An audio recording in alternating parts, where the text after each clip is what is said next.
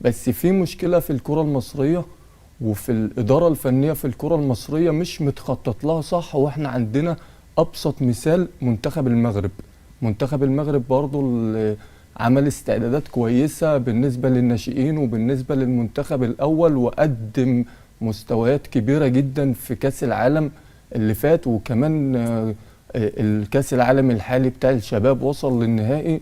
فالتخطيط للكورة غير ان احنا مثلا ناخد اي حد كان لاعب سابق او ايا كان دوره كان في الكرة المصرية ونقول هو ده المدير الفني لمنتخب مصر، سواء على صعيد الشباب او على المستوى الاول للفريق. فانا اتمنى ان احنا نكون عندنا دراسة للفترة اللي جاية لمنتخب مصر في كأس الأمم الأفريقية، علشان خاطر منتخب مصر يرجع تاني يفوز بكأس الأمم الأفريقية، ويرجع تاني لمكانة منتخب مصر اللي كان متعود عليها. منتخب مصر صاحب أكبر عدد بطولات أفريقيا، 7 بطولات، ما أخدش بطولات، وكانت بطولة أفريقيا بالنسبة لمنتخب مصر هي البطولة المفضلة. فأنا أتمنى يكون في تخطيط الفترة اللي جاية علشان خاطر ترجع مكانة الكرة المصرية ومنتخب مصر يفوز أفريقيا. أكيد طبعا احنا عندنا أحسن جناح شمال في العالم عمر مرموش بيلعب في مانشستر سيتي. عندنا محمد صلاح بقاله كام سنة بينافس على أفضل لاعب في العالم، أفضل جناح برضه في العالم، لاعب ليفربول. عندنا مصطفى محمد من أفضل مهاجمين العالم. عندنا لعيبة كويسة في خط النص وفي خط الدفاع وفي حراسة المرمى، طبعا حدث ولا حرج.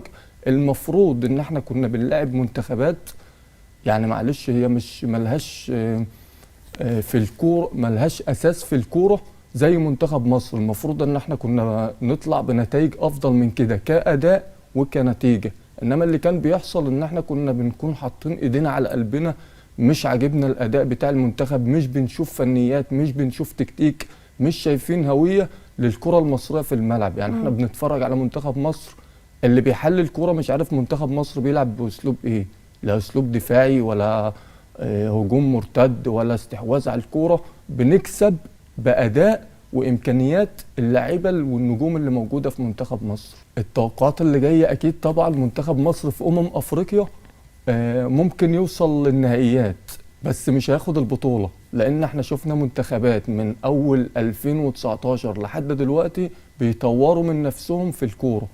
فمنتخب مصر المنتخب الوحيد اللي ما عندوش دراسة جدوى أو خطة مستقبلية للكرة في مصر. احنا عندنا كابتن حسام حسن، طبعا كابتن حسام حسن كلاعب كرة قدم مفيش حد يختلف عليه، إنما كمدير فني كابتن حسام حسن مسك أندية كتير، ومنها أندية بتاخد بطولات وما فاز ولا ببطولة ولا كان ليه شكل تكتيكي في الملعب.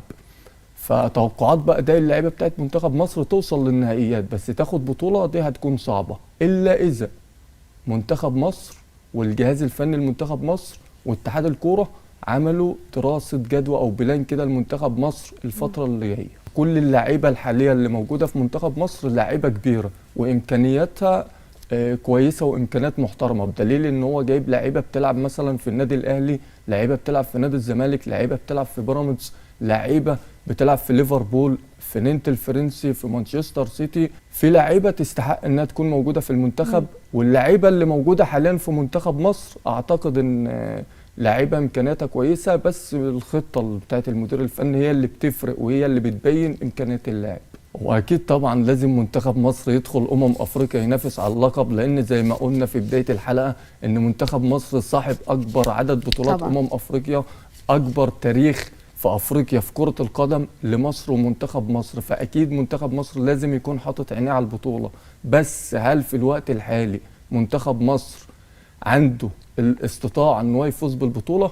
اعتقد في وجود منتخبات زي مثلا بوركينا فاسو اللي قدم نتائج محترمة في بطولة افريقيا الاخيرة اللي كانت في الكاميرون، بدأ يطور من نفسه وبيطور من الكورة عندهم، وصل لادوار في النهائيات في افريقيا، وشفنا اداؤه مع منتخب مصر في تصفيات كاس عالم، شفنا منتخب المغرب واللي وصل له في كاس عالم، شفنا منتخبات كتير بتطور من نفسها. فاكيد منتخب مصر لازم يحط في الاعتبار ان في منتخبات تانية ما كانش لها اسم وتاريخ بدأت تطور من نفسها في عالم كرة القدم.